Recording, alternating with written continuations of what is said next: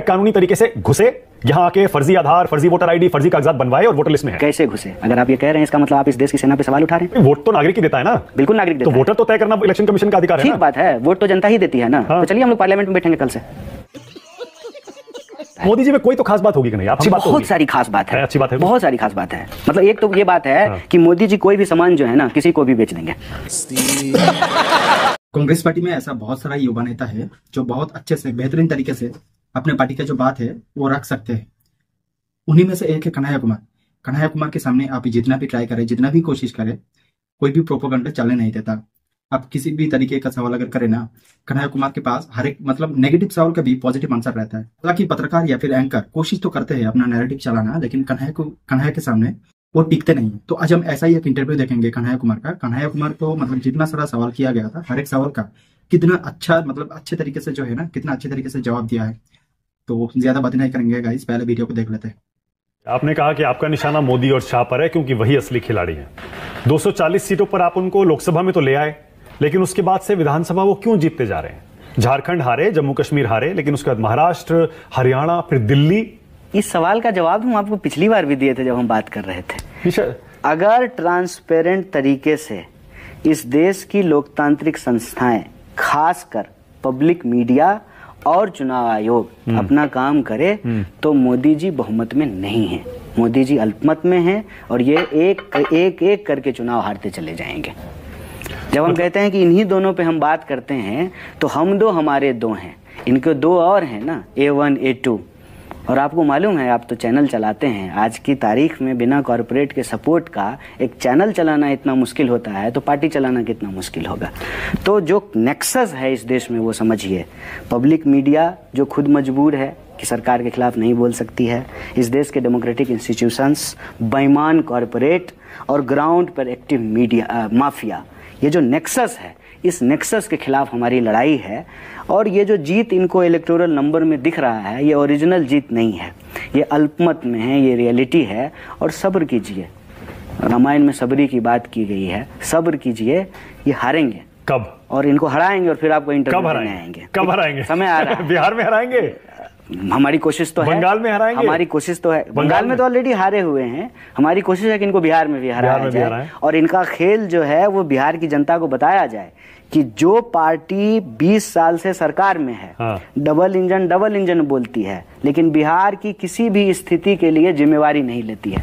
BJP के किसी आदमी से बात कीजिए, वो ऐसे बिहेव करेगा जैसे वो तो सरकार में है ही नहीं, उनकी कोई जिम्मेवारी है ही नहीं। फिर उनको मैं वादे याद दिलाता हूँ। क्या बिहार को विशेष राज्य का दर्जा मिला? क्या बिहार में जो है हर लोगों को जो है खाते में 15 लाख रुपया पहुंचा? क्या बिहार के लोगों को 2 करोड़ नौकरी मिली? क्या बिहार में बुलेट ट्रेन चला?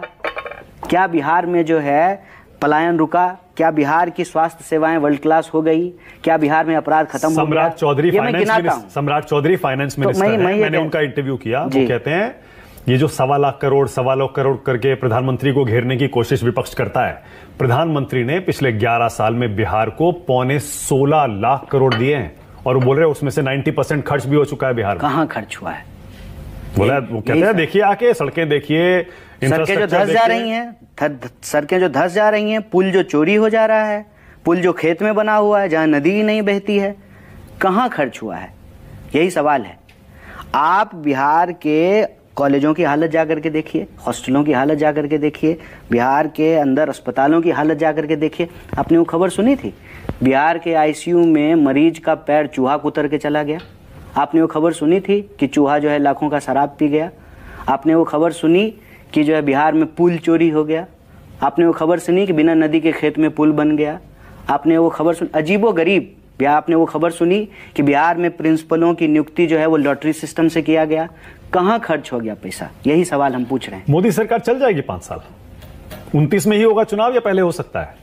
क्योंकि बहुत सारे लोग ये कहते हैं, बिहार से जोड़कर देखते हैं, कहते हैं बिहार का जो रिजल्ट होगा उसके बाद तय होगा कि नीतीश जी बीजेपी के साथ रहेंगे केंद्र में या नहीं रहेंगे। अब देखिए, मोदी जी 2 बैसाखी पे चल रहे हैं। एक बैसाखी इंपोर्ट करके लाए हैं आंध्र प्रदेश से, दूसरा बैसाखी इंपोर्ट करके लाए हैं बिहार से।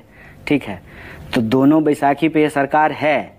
अब क्या होगा नहीं होगा, हम ज्योतिषी तो हैं नहीं, लेकिन यह सरकार अल्पमत में है, इतना तो मैं जरूर आपको कह सकता हूँ। प्रिंसिपल स्टैंड आपका क्या है? जो इलीगल लोग हैं जो गैर कानूनी तरीके से हिंदुस्तान में आए, यहां रह रहे हैं, उनका नाम वोटर लिस्ट में भी है, वोटर आई कार्ड है, आधार है, उनको हटाना चाहिए या नहीं हटाना चाहिए? नहीं हो सकता है ना, ये नहीं संभव है। ये नहीं, कैसे संभव है? ये हो सकता है कि एक ही इंसान का नाम दो जगह हो सकता है। हाँ। कि आपका हो सकता है कि दिल्ली में भी हो और पंजाब में भी हो, ये हो सकता है। ये नहीं हो सकता है कि आप भारत में पैदा हुए और आप इलीगल हैं। नहीं, मैं उन लोगों की बात नहीं कर रहा हूं जो गैर कानूनी तरीके से घुसे, यहां आके फर्जी आधार, फर्जी वोटर आईडी, फर्जी कागजात बनवाए और वोटर लिस्ट में है। कैसे घुसे? अगर आप ये कह रहे हैं, इसका मतलब आप इस देश की सेना पे सवाल उठा रहे हैं। आप इस देश की बॉर्डर सिक्योरिटी फोर्स को जो है कटघरे में खड़ा कर रहे हैं। इस देश की सीमा की सुरक्षा किसके हाथ में है? केंद्र सरकार के हाथ में है, गृह मंत्रालय के हाथ में है, जय शाह के डैडी के हाथ में है, हमारे आपके हाथ में तो नहीं है। तो आप उस पर सवाल उठा रहे हैं, कैसे घुस जाएगा? अच्छा, अगर घुस गए तो उनको निकालना चाहिए या नहीं निकालना? नहीं, तो ये तो 2003 में ही पुनरीक्षण हुआ था। हाँ, 2003 में पुनरीक्षण हुआ था, तो तब इसका मतलब पुनरीक्षण ठीक से नहीं हुआ। नहीं, उसके बाद की बात है ना, 2003 तक जो हुआ उसके बाद तो कह रहे हैं जिन लोगों का नाम उस लिस्ट में है उनको कोई कागज नहीं देने। हाँ। उनके बाद वालों को देने। उनके बाद वालों को देने हैं। हाँ। तो कागज वही देंगे ना जो कागज सरकार जारी की है, कि उसके अलावा कोई कागज देना है। तो सरकार ने ही आधार जारी किया है, सरकार ने ही दूसरे कागज जारी किए हैं। पहले आप मुझे ये बता दीजिए कि चुनाव आयोग का काम मतदाता सूची तैयार करना है कि नागरिकता प्रमाणित करना है? भाई, वोट तो नागरिक ही देता है ना। बिल्कुल नागरिक देता है। तो वोटर तो तय करना इलेक्शन कमीशन का अधिकार है। ठीक बात है, वोट तो जनता ही देती है ना। हाँ। तो चलिए हम लोग पार्लियामेंट में बैठेंगे कल से, नियम कायदा होता है ना। हाँ। वोट तो जनता ही देता है। आप हम वोट दिए हैं ना। हाँ। तो चलिए ना हम लोग कल जो है कल से राष्ट्रपति भवन में सोएंगे। नियम कायदा होता है ना। हाँ। अलग अलग मंत्रालय क्यों बना हुआ है? अलग क्वासी बॉडी है ना चुनाव आयोग, क्वासी बॉडी है। चुनाव आयोग एक संवैधानिक संस्था है जिसको निष्पक्ष तरीके से इस देश में चुनाव कराना है। ये कॉन्स्टिट्यूशन, संविधान का मैंडेट है। हाँ। लेकिन लोगों का नागरिकता जांचने का काम तो चुनाव आयोग का नहीं है। पर वोटर तो नागरिक ही बनेगा ना। नहीं, लेकिन जो लीगल सिटीजन होगा। लेकिन सवाल है कि नागरिकता जांचने का काम किसका है? हाँ। बताइए। नहीं, मैं दूसरी बात कह रहा हूँ। गृह मंत्रालय, वो होम मिनिस्ट्री देखेगी जी। लेकिन वोट तो नागरिक ही देगा। बिल्कुल करेक्ट, बिल्कुल। और कौन सही वोटर है ये तो इलेक्शन कमीशन करेगा। और कौन नागरिक है ये देखने का काम गृह मंत्रालय का है। हाँ। और जो नागरिक है उसी को पहचान पत्र सरकार जारी करती है। हाँ। क्या आप अपना पासपोर्ट अपने घर में बनाए हैं? सरकार बना के दी है ना। या आप आधार कार्ड अपने घर में तो नहीं बनाए हैं, सरकार बना करके दी है। तो ये नहीं हो सकता। मतलब जिन लोगों के फर्जी बने हैं उनको अब नहीं टच करना चाहिए, उनको छेड़ना नहीं चाहिए। नहीं, आपको लगता है उनको आइडेंटिफाई करना चाहिए, पहचानना चाहिए? फर्जी जो बने हैं वो आइडेंटिफाई कीजिए, लेकिन फर्जी आइडेंटिफाई करने के नाम पे जो ओरिजिनल है ना उनको मत तंग कीजिए ना, उनको मत परेशान कीजिए। बीजेपी कह रही है आप बांग्लादेशी मुसलमानों को बचाना चाहते हैं जिन्होंने यहाँ आधार, वोटर आईडी सब बनवा लिया। नहीं, और वो आपको वोट देते हैं। हम तो कहते हैं कि अगर बांग्लादेशी मुसलमान आकर के वोट दिए हैं तो सबसे पहले तो बीजेपी के सारे सांसदों को इस्तीफा देना चाहिए, सारे एमएलए को इस्तीफा देना चाहिए, सरकार को इस्तीफा देना चाहिए, क्योंकि बांग्लादेशियों का वोट लेकर के ये सरकार बना ली। बांग्लादेशी मुसलमान बीजेपी को कहाँ वोट देता? 2003 में बीजेपी को क्यों वोट देगा मुसलमान? तो फिर लोग तो कहते हैं मुसलमान बीजेपी, तो फिर बीजेपी रोक क्यों नहीं रही है इसको? 2003 में पुनरीक्षण हुआ, आप फिर पुनरीक्षण करना चाहते हैं, कर लीजिए, इसको कौन मना कर रहा है? बट टाइम दीजिए, आप ये कह रहे हैं। सही तरीके से कीजिए। कुमार कभी बीजेपी ज्वाइन कर सकते हैं क्या? नहीं, बीजेपी क्यों ज्वाइन कर? कभी नहीं, कभी ऑफर आए मान लीजिए, या कभी आया है ऑफर? आपको ये क्यों लगता है कि ऑफर नहीं आया होगा? पॉलिटिक्स में आज हम जहां हैं, ठीक है, हाँ। वो सिर्फ जो है बाय चांस नहीं है, बाय चॉइस भी है। बाय चॉइस इसलिए है कि हम कुछ प्रिंसिपल को लेकर के राजनीति में हैं, उसको लेकर के लड़ रहे हैं। बाकी आपको नाम देना है आप दे लीजिए, लेफ्ट राइट सेंटर जो भी कहना है, लेकिन वो प्रिंसिपल ये है, एक सीधी सी बात है, जो इस देश में हमको मिला हम चाहते हैं कि आने वाली पीढ़ी को भी मिले। ये इतनी सीधी और सिंपल बात है। इस देश में सरकारी स्कूल कॉलेज में गरीब लोग पढ़ सकते हैं, तभी तो जो है मैं कब आया था पीएचडी करके मैं कब आया था बीजेपी से ऑफर? देखिए आप, ये तब की बात है क्या? उन बातों का क्या जिन बातों का कोई लेना देना नहीं हो, जो बात है ही नहीं, जो बात होनी ही नहीं है, उस पर चर्चा करके समय क्यों बर्बाद करना? राहुल गांधी जी की सबसे खास बात आपको क्या लगती है, सबसे अच्छी बात क्या लगती है? क्योंकि अब तो आप करीब से उनके साथ काम करते हैं, वो आपको बहुत पसंद करते हैं, आप उनको बहुत पसंद करते हैं। उनकी ऑथेंटिसिटी, इंटीग्रिटी और काइंडनेस, जो इस देश के साधारण लोगों के प्रति जो काइंडनेस है, जो एम्पैथी है उनके मन में, और इंटीग्रिटी, इंटीग्रिटी मतलब कि जो कह देंगे सो करेंगे, चाहे हारते रहे, मैन ऑफ हिज वर्ड, ठीक है ना, ऐसा नहीं चाहे हार झेलनी पड़े, हार पे हार झेलनी कोई बात नहीं, कोई फर्क नहीं पड़ता। हार क्या है ना कि क्षणिक है, विचार जो है वो बहुत लंबे समय तक होता है। कोई ऐसी बुरी बात भी है राहुल गांधी की क्या? क्योंकि बहुत सारे लोग कहते हैं कि वो चुनाव हार रहे हैं, उनको थोड़ा बहुत बदलाव करना चाहिए। नहीं, बदलाव अपनी टैक्टिक्स में बदलाव, स्ट्रेटेजी में बदलाव, थोड़ा सा विचारधारा में बदलाव। देखिए, बदलाव आप कॉन्शियसली करें ना करें, बदलाव प्रकृति का नियम है और बदलाव होते रहता है। बदलाव वो कैसे नहीं किए? आप देखिए, जब वो कास्ट सेंसस मांगने 2004 में आए थे, उनके अटायर से लेकर के उनके बात करने का तरीका, आज उनके अटायर से लेकर के उनके बात करने के तरीके में बहुत फर्क है। तो बदलाव तो होता है, ये तो कोई बुरी बात नहीं। पार्टी तो 99 पे है ना, 2004 में तो आपको पता है कितने बड़े बहुमत के साथ आई थी यूपीए की सरकार। यही सेक्रीफाइस नहीं देख पा रहे हैं ना आप देखते तो आप भी नौकरी छोड़ करके कांग्रेस पार्टी ज्वाइन कर लेते। देखिए, यही सेक्रीफाइस है।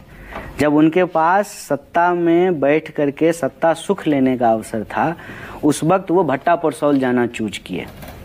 यही उनको अलग बनाता है, और यही बात जो है, जो हम लोग लगातार देख रहे हैं, और हम कांग्रेस पार्टी के क्रिटिक रहे हैं कॉलेज में। मुझे याद है। हाँ, तो आज हम राहुल गांधी जी के साथ या कांग्रेस के साथ इसलिए हैं कि कांग्रेस पार्टी में वो इंटीग्रिटी है कि एक लिमिट के बाद जो है ना, कांग्रेस इस देश के संविधान की मूलभूत भावना से अलग नहीं जा सकती है, क्योंकि इस पार्टी के पास आजादी के आंदोलन की विरासत है।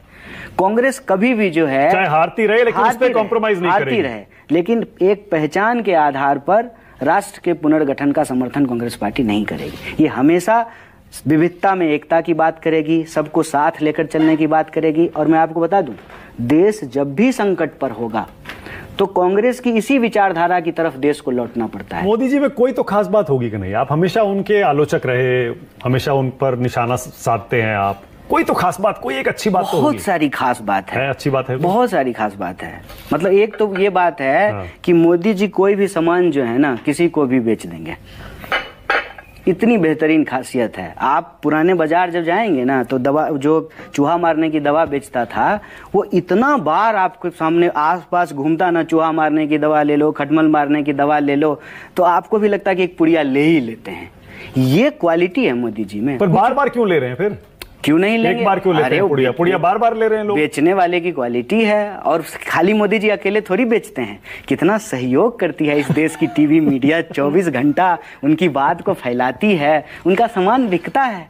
कन्हैया किसी सीट से विधायक का चुनाव लड़ेंगे? कन्हैया कुमार कांग्रेस के एक कार्यकर्ता हैं। कांग्रेस जो करती है हम उसमें शामिल हैं। सही करती है उसका क्रेडिट हमारा, गलत करती है उसका डिसक्रेडिट हमारा। हम उससे भाग नहीं सकते।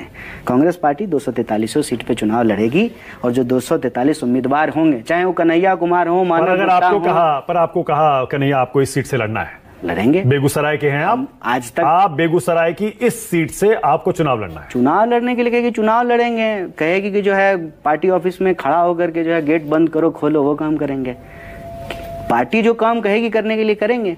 एक कार्यकर्ता से मानना पड़ेगा कन्हैया आपका जज्बा ना, क्योंकि आपने बिहार में चुनाव लड़ा, हारे, ठीक है, दिल्ली में चुनाव लड़ा, ठीक है, हारे, अभी भी डटे हुए हैं और कह रहे हैं कि पार्टी जहां से कहेगी वहां से लड़ेंगे। अब फिर मुझे आपने मोदी जी की याद दिलाया। आपने कहा मोदी जी में एक अच्छी बात है। मोदी जी एक बार ने एक भाषण में बोले थे कि ये जो ग्लास है, इसमें जो आधा पानी भरा हुआ है, ये मत देखो कि आधा पानी भरा हुआ है, पूरा ग्लास भरा हुआ, आधा में पानी भरा हुआ, आधा में हवा भरा हुआ है। ये पॉजिटिविटी हम मोदी जी से लेकर के आए हैं। मोदी जी कौन सा चुनाव जीत करके जो है मुख्यमंत्री बने थे, बताइए? और कितना चुनाव अटल बिहारी वाजपेयी हारे, कितना चुनाव जो है आडवाणी जी हारे। तो निराशा नहीं होती है? क्यों निराशा होगी? हार पर तो निराशा इंसान को होती है ना। तो कॉर्पोरेट का नौकरी थोड़ी करते हैं कि महीने के आखिर में जो है टारगेट पूरा है। इतनी मेहनत करता है आदमी चुनाव लड़ने में, नहीं, उसको मैंडेट को सर आंखों पर लेते हैं। जनता जब वोट नहीं देती है तो ये स्वीकार करते हैं कि जनता ने कहा कि 5 साल और घिसो, 5 साल और विपक्ष की भूमिका निभाओ। पिछले 10 साल से, 2015 में हम आपसे पहली बार मिले थे, आज 2025 है, 10 साल हो गया।